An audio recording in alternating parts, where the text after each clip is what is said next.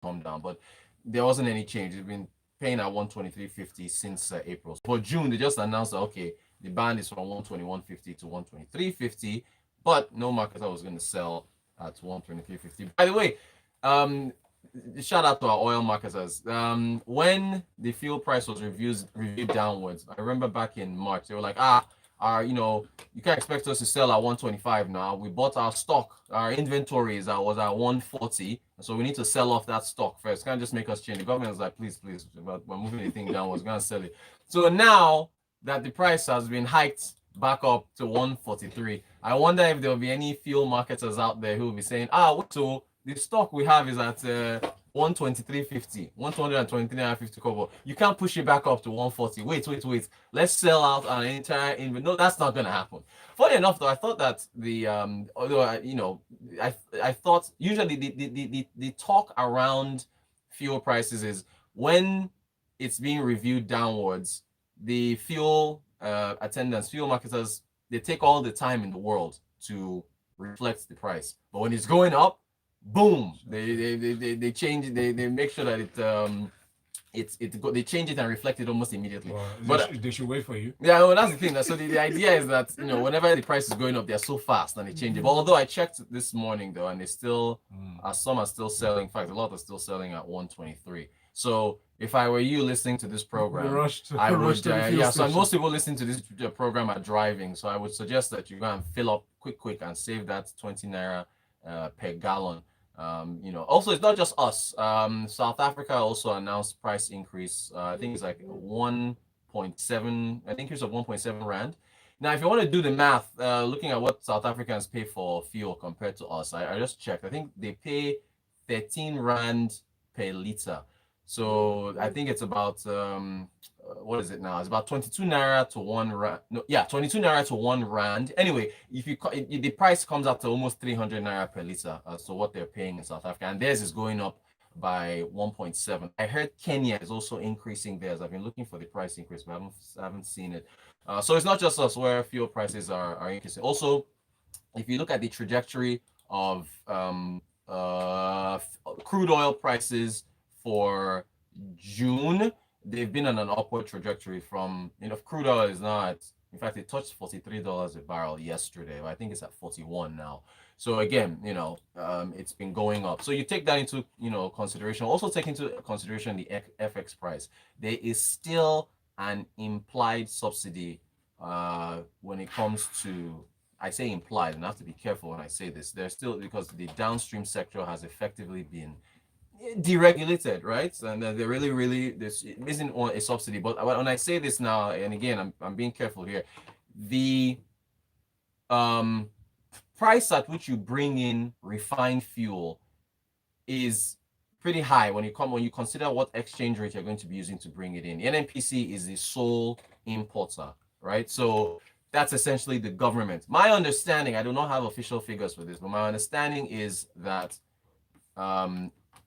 what the NNPC is bringing fuel into the country for, the cost is about 340 or so, 350. Don't quote me, but anyway, the government is able to bring in fuel at a lower cost than you and I. If we were a marketer, if a marketer tries to bring in fuel, they would have to, what is the cost of dollar now? INE window is 388. The parallel market is like 400, 440.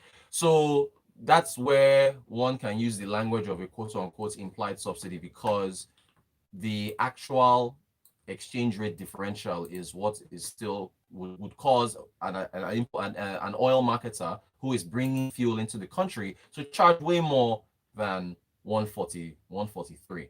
So again, there's so much tied to the exchange rate. The exchange rate needs to be, we still have to have a unified exchange rate, and that needs to that needs to have filter its way into everything else that's happening. I understand. Did we even get a chance to talk about this yesterday? I think we kept with about the federal government's announcement with regards to the Ajaokuta Kaduna Kano natural gas pipeline. Yeah, we're talking about that and a few other things. I don't think we got to this. I hear the World Bank before, or maybe we did, before they release the $1.5 billion loan, that they're really pushing for us to unify the exchange rate. So that is still something that's being discussed. So they're pushing for it. That look, before we release this money, you are going to have to unify your exchange rates and allow an even playing field. So we'll have to see how that works out. So fuel's going up. Fuel is moving upwards. What else is happening? Okay, we're talking about power. That's what we're talking about yesterday. The bulk of our discussion yesterday was on tariffs and how the the proposed increase in tariffs for electricity had been shifted to Q1 2021. Apparently, that's not the case. As I was looking at the papers, Vice President Osibanjo is supposed to be leading some kind of delegation or some kind of a consultation on the tariff today. So this is according to Business Day. Business Day is saying that what the government did yesterday was to put in some kind of stay of execution with regards to the increase in price. They're still going to talk about it. So I understand that the meeting that's happening today, they're going to now brief the president, is going to include the Senate President, Minister of Finance, Zainab Ahmed, Godwin Emefiele, CBN Governor, I guess the Director General of the Budget Office, and some other senior government officials. And Osibanjo is going to lead that meeting today. The thing is, this is taking forever now. Why are you having your meeting today? I thought that was going to hold yesterday. Yeah, I mean, that's what I'm hearing. They were supposed to look. We're supposed to anyway. I don't want to go over this whole fuel tariff thing again. I mean, rather electricity tariff. They've been delaying this thing, and they were supposed to increase it in April. They pushed it back to July. Now here's July. They've suspended it again, and now they want to have a consultation. Why are you sounding impatient for them to increase the price? See the conversation we had yesterday. Now it's like there's a big liquidity glut, and as far as I said, liquidity glut. Yeah, there is. The discos are having issues with. Anyway, we went through all this yesterday. We'll see what happens. We'll see the outcome, and we'll find out what. Yeah, we'll see what happens with N1 from Akoka says, "Guess it was fun while it lasted. So much not determining prices. So much for not determining prices. Another excuse for mild inflation because transportation, food, and other sectors are joined at the hip with PMS. Good 2020 point. is really going to be a long 2020 needs year. to end. Thank you, Emma. Needs to end.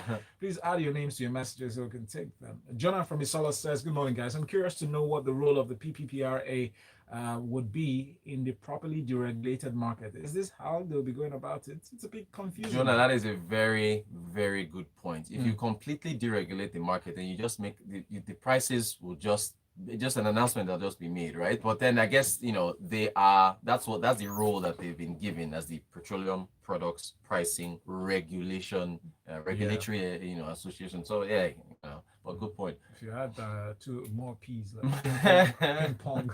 Rotos, this year is something. The government suspends electricity tariff and then increases the fuel price upward. The problem is income for people. The income is dwindling and jobs are being lost. Yes. Please, what's the unemployment rate in Nigeria today? And how many jobs have been created by this administration? They said they're going to add another 774,000.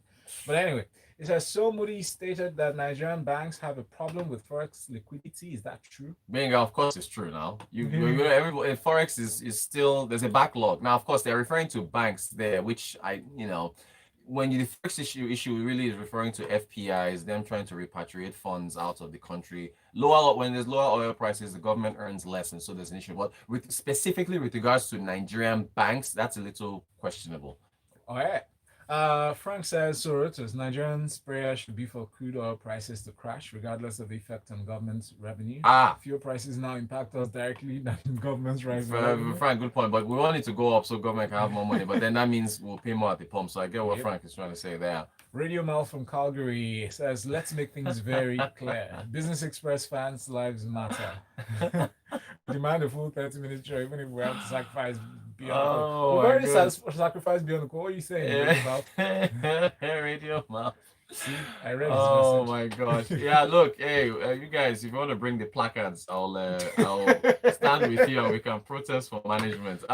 Okay, domestic flights. That's Hadi Sirika, Minister of Aviation made this announcement yesterday in a tweet that the domestic flights are going to resume from July the 8th, I believe. Where's Yes. that? Yes, I'm glad to July 8th. announce. Yeah, here's his tweet here. I am glad to announce that Abuja and Lagos domestic. I need to emphasize that. I'm glad to announce that Abuja and Lagos airports will resume domestic operations on the 8th of July. Kano, Port Harcourt, Owerri, and Maiduguri to resume on the 11th of July. Other airports on the 15th of July. Dates for international flights to be announced in due course. Do bear with us. So I guess that's a good development if you think about the aviation industry and how they struggle. But people, we don't have enough time. We're running out of time. The conversation around the price of tickets will probably continue. Tomorrow is Tech Friday. Maybe Monday will continue. Tickets have to go up. Of course. By During like sandwich, 70%, maybe 50 or more. So your 50K you pay to fly to Abuja from Lagos probably should be 80 or almost 100 because they are struggling. They are struggling, so especially if social distancing has and all those other things. Aviation around the world is struggling really hard. But thank you for your messages. So fuel price is going up. The presidency is going to be discussing the electricity tariffs, whether to be suspended or go through, and domestic flights will resume around the country from the 8th of July and onwards, but nothing yet on international. All right, thanks, Rotus. And yes, Business Express fans' lives matter. Shout out to Radio Man from Calgary. He's in Canada. In the meantime, stay with us here on Smooth 98.1. If you missed any bit of the information that Rotus shared, please go back to YouTube and check. Type Smooth 91 FM Lagos in the search box. At 7:30, we'll bring you more details inside of Freshly Pressed 91. Business Express on Smooth 98.1. Thank you, sir. My pleasure. Every Monday to Friday at 6:45 a.m.